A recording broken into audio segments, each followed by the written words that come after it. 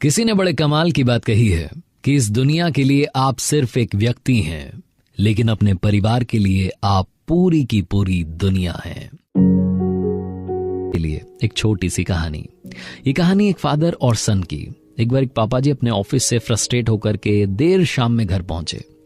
जैसे उन्होंने डोरबेल बजाई, दरवाजा खोला उनके 5 साल के छोटे बच्चे ने, और वो पापा से लिपट गया और जोर जोर से बोलने लगा कि मम्मी देखो पापा आ गए, पापा आ गए। बड़ा खुश था बच्चा, लेकिन पापा गुस्से में थे, फ्रस्ट्रेटेड थे। अपने बच्चे को साइड कर दिया और कहा कि बेटा साइड हो जाओ। क्या ये बच्चों वाली बात कर रहे हो? 5 साल के बच्चे को पापा जी कह रहे थे कि क्या बच्चों वाली बात कर रहे हो। छोटा बच्चा फिर भी नहीं माना, पापा के पीछे पीछे चला आया। पापा आकर के ड्राइंग रूम में काउच पर बैठे हुए थे, सोफे पर बैठे हुए थे, उनके पास आकर के बच्चा फिर से बैठ गया और मस्ती करने लगा और कहने लगा कि पापा आप जल्दी क्यों नहीं आते, ये क्यों नहीं करते, वो क्यों नहीं करते, मेरे लिए खिलौने क्यों नहीं लाते, चॉकलेट क्यों नहीं लाते। बहुत कुछ कह रहा था। तो पापा जी ने कहा कि बेटा क्या चाहिए, आप मुझे परेशान मत करो। उस बच्चे ने फिर से कहा कि पापा मुझे आपसे ना एक बहुत जरूरी सवाल पूछना है, क्या आप जवाब दोगे? पापा को लगा कि एक सवाल ही तो पूछ रहा है, उसका जवाब देकर के इसको फ्री करता हूं। तो उससे कहा कि बेटा पूछो क्या सवाल है। पापा बड़े थके हुए, गुस्से में, फ्रस्ट्रेटेड, अपने बच्चे को एंटरटेन करने का बिल्कुल मन नहीं, उससे बात करने का मन नहीं हो रहा था, लेकिन मजबूरी थी। तो उससे पूछा कि पूछो अपना सवाल पूछो फटाफट से। उस छोटे बच्चे ने कहा कि पापा आप 1 घंटे में कितना रुपया कमाते हैं? जहां बच्चे ने कहा, पापा जी का गुस्सा और बढ़ गया। बच्चे को डांटने लगे कि तुम्हें पैसा चाहिए, इसलिए तुम मुझसे फालतू के सवाल करो, बताओ कितना रुपया चाहिए तुम्हें। तो उस छोटे से बच्चे ने कहा कि पापा बताओ ना, आप 1 घंटे में कितने रुपए कमाते हैं? पापा ने गुस्से में कहा मैं 100 रुपए कमाता हूं। तो छोटे से बच्चे ने कहा कि पापा क्या मुझे 50 रुपए आप उधार दे सकते हैं? पापा का गुस्सा और बढ़ गया और उस बच्चे को डांट करके वहां से भगा दिया। बच्चा रोता रोता रोता अपने कमरे में चला गया। आधे 1 घंटे के बाद में, डिनर करने के बाद में, पापा जी का गुस्सा शांत हुआ। उन्हें लगा कि बच्चा आज फालतू ही मैंने उसको डांट दिया, पता नहीं उदास होगा, रो रहा होगा। अपने बच्चे के रूम में गए तो जाकर के देखा कि बच्चा सोया नहीं था, उसको नींद ही नहीं आ रही थी, वो रो रहा था, करवट बदल रहा था। जाकर के अपने बच्चे को हक किया और कहा कि बेटा सॉरी, आज मैंने आप पर ज्यादा गुस्सा कर लिया, बताओ आपको पैसे क्यों चाहिए थे? इनको लगा कि शायद उस बच्चे को काम होगा तो उसको 50 रुपए दे दिए। बच्चा तुरंत उठा अपने बिस्तर से और अलमीरा के पास गया, वहां से गुल्लक निकाली और गुल्लक को फोड़ दिया। उसमें बहुत सारे पैसे थे, चिल्लर थी। तो पापा जी गुस्सा करने लगे कि क्या बात है ये, आपके पास तो पहले से पैसे थे, आपने और पैसे क्यों मांगे? छोटा बच्चा आपकी बार रोया नहीं, सारे पैसे इकट्ठे किए अपने हाथ में और पापा के पास ला करके रख दिया और कहा कि पापा ये 100 रुपए से ज्यादा ही हैं, क्या मुझे आपका सिर्फ 1 घंटा मिल सकता है? पापा प्लीज कल आप जल्दी आ जाना ना, आपके साथ डिनर करने का मन करता है। छोटे से बच्चे ने जब ये कहा तो पापा की आंख में आंसू थे। कई बार इस भागती दौड़ती जिंदगी में हम अपनों से इतना दूर हो जाते हैं कि अपनों को हमें याद दिलाना पड़ता है कि हम भी हैं। और आप चाहे दुनिया के लिए एक व्यक्ति हों, लेकिन हमारे लिए तो आप ही पूरी दुनिया है। जिंदगी में हमेशा याद रखिएगा कि अपने सपनों के पीछे, अपने गोल के पीछे, अपनी जिंदगी में करियर के पीछे भागते भागते इतना आगे मत चले जाना कि अपनी फैमिली से, अपनों से दूर हो जाओ। अपनों के प्यार के साथ कर दिखाओ कुछ ऐसा कि दुनिया करना चाहे आपके जैसा।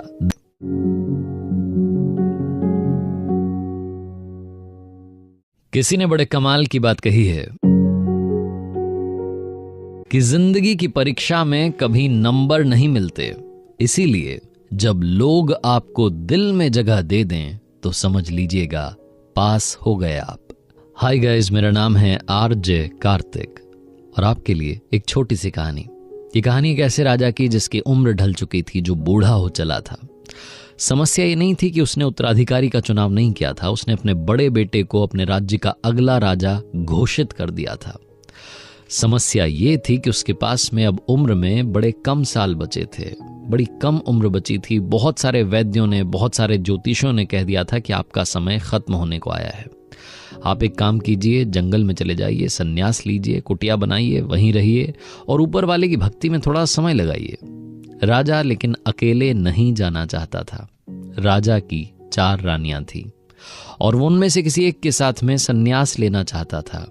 चौथी रानी, जिससे नई नई शादी हुई थी, नई नई मोहब्बत थी, राजा चाहता था कि उसके साथ में संन्यास ले ले। वो अगर साथ में चली जाएगी तो जो जिंदगी के आखिरी साल हैं अच्छे से बीत जाएंगे। राजा की ये मन में ख्वाहिश थी। इसी ख्वाहिश को लेकर के जो चौथी रानी का राजमहल था वहां पहुंचा। चौथी रानी को जाकर के बताया कि मुझे इस राज्य के विद्वानों ने सलाह दी है कि अब आप संन्यास ले लीजिए और मैं चाहता हूं कि मैं संन्यास लूं, लेकिन आपके साथ। चौथी रानी ने उसी वक्त उसी लम्हे में राजा को मना कर दिया, साफ साफ मना कर दिया कि राजा साहब आपके साथ नहीं आ सकती। राजा को मन ही मन बड़ा बुरा लग रहा था कि इससे बहुत ज्यादा मोहब्बत की, बाकी 3 रानियों को छोड़कर के इससे प्यार किया, और आज जब मैंने कुछ चाहा तो इसने मुझे साफ साफ मना कर दिया। उस चौथी रानी की ख्वाहिश पूरी करने में राजा ने कोई कमी नहीं रखी थी। उसके पास में हार ही हार थे, सारे जवाहरात थे, दुनिया का ऐसा कोई नगीना नहीं जो उसके पास नहीं था, लेकिन उस रानी ने साफ साफ मना कर दिया। राजा मायूस होकर के उस राजमहल से निकला और अब बारी थी तीसरी रानी के राजमहल में जाने की, उनसे रिक्वेस्ट करने की कि आप मेरे साथ चलिए सन्यास के लिए। तीसरी रानी के पास पहुंचा, जाकर के कहा कि मुझे सन्यास लेना है, विद्वानों ने सलाह दी है, सब चाहते हैं कि मैं जाकर के कुछ साल जो जिंदगी के आखिरी बचे हैं, जो कम उम्र बची है, इससे ऊपर वाले की भक्ति में लगाऊं, और मैं चाहता हूं कि आप मेरे साथ चलें। तीसरी रानी ने कहा कि राजा साहब मैं आपके साथ नहीं चल सकती, अगर आप चाहते हैं तो जिंदगी के जो बचे हुए साल हैं यहीं बिताइए, मैं आपके साथ रहूंगी, लेकिन अगर आप वाकई में यहां से चले जाएंगे, सन्यास ले लेंगे, तो मैं दूसरी शादी कर लूंगी। राजा ने जब यह सुना तो राजा के होश उड़ गए। उसके मुंह पर उसकी रानी ने कह दिया कि मैं दूसरी शादी कर लूंगी। राजा वहां से भी उदास होकर के चल दिया और अब बारी थी दूसरी रानी की। दूसरी रानी के राजमहल में पहुंचा, उनके कक्ष में पहुंचा और जाकर के उन्हें भी यही कहा कि विद्वानों ने कहा है कि मुझे सन्यास लेना है, क्या आप मेरे साथ मेरी जिंदगी के बचे हुए साल बिताने के लिए जंगल चलने के लिए तैयार हैं? दूसरी रानी, जिससे थोड़ी बहुत मोहब्बत बची थी, उस दूसरी रानी ने राजा साहब को कहा कि राजा साहब बड़ा मन था आपके साथ चलने का, सन्यास लेने का, लेकिन अभी तो मेरी उम्र काफी बची है और इतनी जल्दी समय नहीं आया कि मैं सन्यास लूं। हाँ, एक काम कर सकती हूँ कि आप जब सन्यास ले लेंगे, जब आप जंगल में चले जाएंगे, जब आप इस दुनिया से शरीर को त्याग करके चले जाएंगे, यानी कि जब आपकी मौत हो जाएगी, तो आपका अंतिम संस्कार करवा दूंगी। तब तक के लिए आप जाइए, आराम से अपना सन्यास बिताइए, वहीं रहिए। जब आप यहाँ से चले जाएंगे दुनिया छोड़ करके, तो आपका अंतिम संस्कार शाही तरीके से होगा, इसकी फिक्र आप मत कीजिएगा। लेकिन माफी चाहती हूँ, मैं आपके साथ नहीं आ सकती। दूसरी रानी ने भी मना कर दिया। राजा की आंखें नम थीं, आंसू बस जमीन पर गिरने वाले थे। अचानक से एक आवाज आई कि राजा साहब मैं आपके साथ चलने के लिए तैयार हूं, बताइए कहां चलना है। राजा ने पलट करके देखा तो दरवाजे पर उसकी पहली रानी खड़ी थी। वो रानी जिसके शरीर पर एक भी गहना नहीं था, क्योंकि राजा ने उसे कब का भुला दिया था, उसकी परवाह नहीं की थी, उसका ख्याल नहीं रखा था। उसने कहा कि मैं आपके साथ आपकी जिंदगी के आखिरी पल, आखिरी लम्हे बिताने के लिए तैयार हूं, आपके साथ जंगल में चलने के लिए तैयार हूं, बताइए मेरे स्वामी कहां चलना है। राजा उदास, मायूस, लेकिन खुश भी कि चलो किसी ने तो साथ दिया, पहली रानी के साथ वहां से सन्यास के लिए चला गया। ये कहानी राजा और उसकी 4 रानियों की नहीं है, ये कहानी आपकी, मेरी और हम सब की है। हम सब की जिंदगी में वो 4 रानियां हैं। चौथी रानी, जिससे हमें लगता है कि हम सबसे ज्यादा मोहब्बत करते हैं, हमेशा उसका ख्याल रखते हैं, हमारा शरीर हम हमेशा चमका करके रखना चाहते हैं, फिट रहना चाहते हैं, चेहरा चमका करके रखना चाहते हैं, पूरा इन्वेस्टमेंट कर देते हैं, लेकिन जब यहां से अलविदा कहने का समय आता है तो शरीर नहीं जाता। तीसरी रानी, यानी कि वो मटेरियलिस्टिक चीजें जिनमें हमारा मन लगा रहता है, शानदार बंगला होना चाहिए, बड़ी गाड़ी होनी चाहिए, बड़ा फोन होना चाहिए, दुनिया की ऐसी कोई सुख सुविधा नहीं जो मेरे पास ना हो, उनमें हमारा दिमाग लगा रहता है। लेकिन वो तीसरी रानी, उसने कहा था कि आप चले जाएंगे तो मैं दूसरी शादी कर लूंगी, आई विल रीमैरी। यानी कि जब आप और हम इस दुनिया से चले जाएंगे तो ये जो सारी चीजें जिन्हें हम अपना मान रहे हैं, ये किसी और की हो जाएंगी।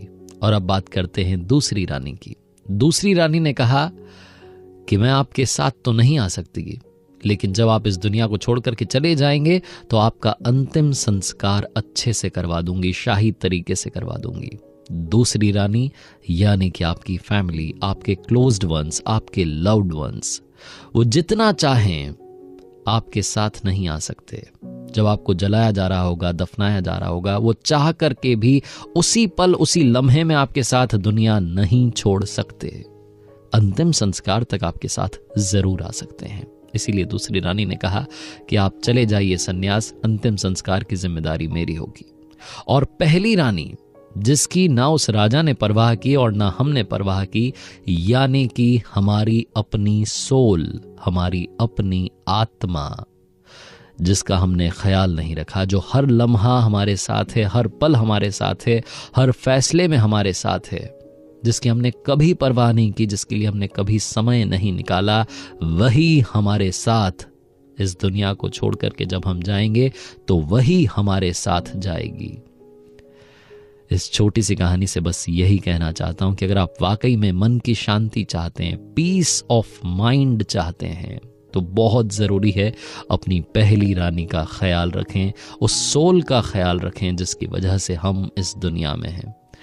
मेडिटेशन कीजिए, सुकून दीजिए, उस आत्मा को क्या चाहिए उससे बात करके देखिए। जिंदगी में चाहे जितना पैसा आ जाए, जब तक आप अंदर से खुश नहीं हैं, आप वाकई में खुश नहीं हैं। आरजे कार्तिक बस यही कहता है, ऊपर वाले के आशीर्वाद के साथ, अपनों के प्यार के साथ, अपनी मेहनत के साथ कर दिखाओ कुछ ऐसा कि दुनिया करना चाहे आपके जैसा। और किसी ने बड़े कमाल की बात कही है कि लोगों के काम आते रहिए, क्योंकि कुदरत का उसूल है, जिस कुएं से लोग पानी पीते रहते हैं उसका पानी कभी नहीं सूखता।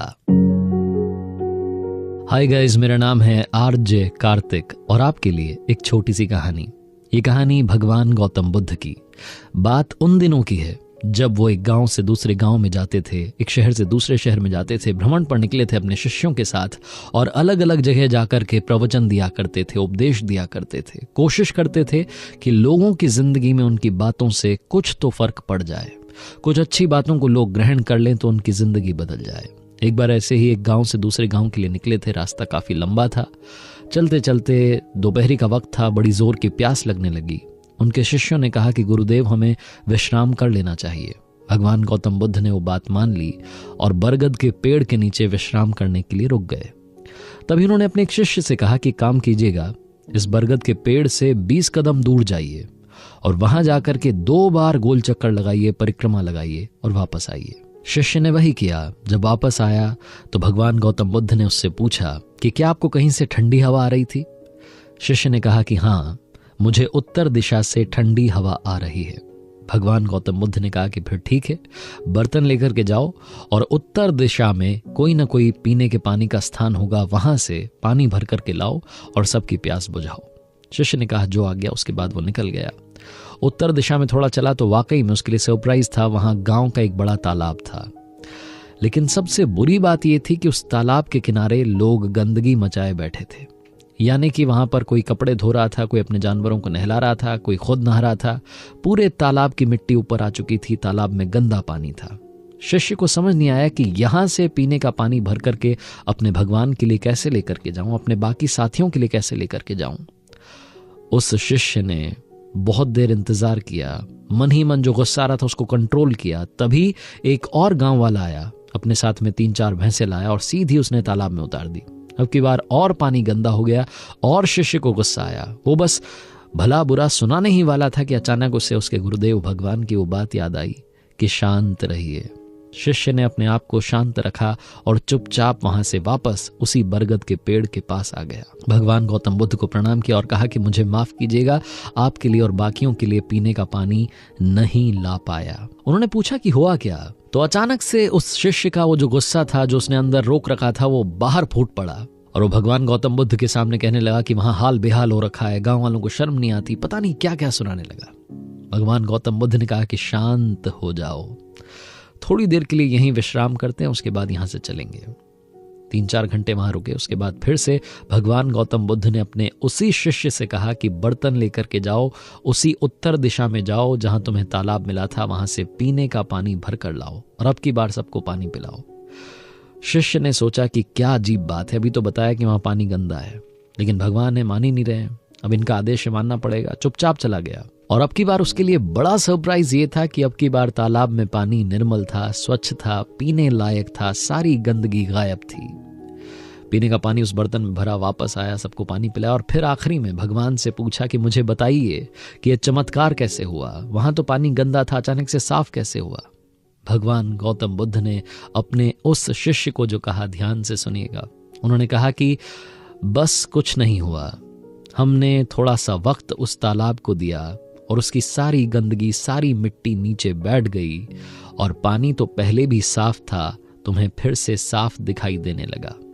उसके बाद में जो भगवान गौतम बुद्ध ने अपने शिष्यों से कहा, ध्यान से फिर से सुनिए, क्योंकि ये बात आपकी हमारी जिंदगी से जुड़ी है। ये कहानी तालाब, पानी उस शिष्य की नहीं है, आपकी हमारी है।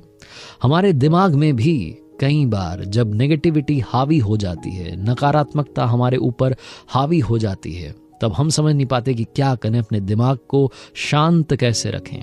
थोड़ा सा वक्त दीजिए। इस कहानी में आपने सुना कि उस शिष्य ने कुछ नहीं किया, बस भगवान गौतम बुद्ध ने कहा कि कुछ देर के लिए यहां और रुकते हैं। थोड़ा सा समय दिया, अपने आप चीजें ठीक हो गई। अगर आपको लगता है कि कभी आपको किसी पर गुस्सा आ रहा है, आप उसको सुनाना चाहते हैं, कुछ कहना चाहते हैं, थोड़ा सा वक्त दीजिए। थोड़े से वक्त के बाद आपको ही लगेगा कि कुछ कहने की जरूरत नहीं थी। आपके माइंड में कभी कभी नेगेटिविटी हावी हो जाती है, थोड़ा सा वक्त देंगे तो वो गंदगी नीचे बैठ जाएगी और माइंड में फिर से पॉजिटिविटी हावी हो जाएगी, उसका परसेंटेज बढ़ जाएगा।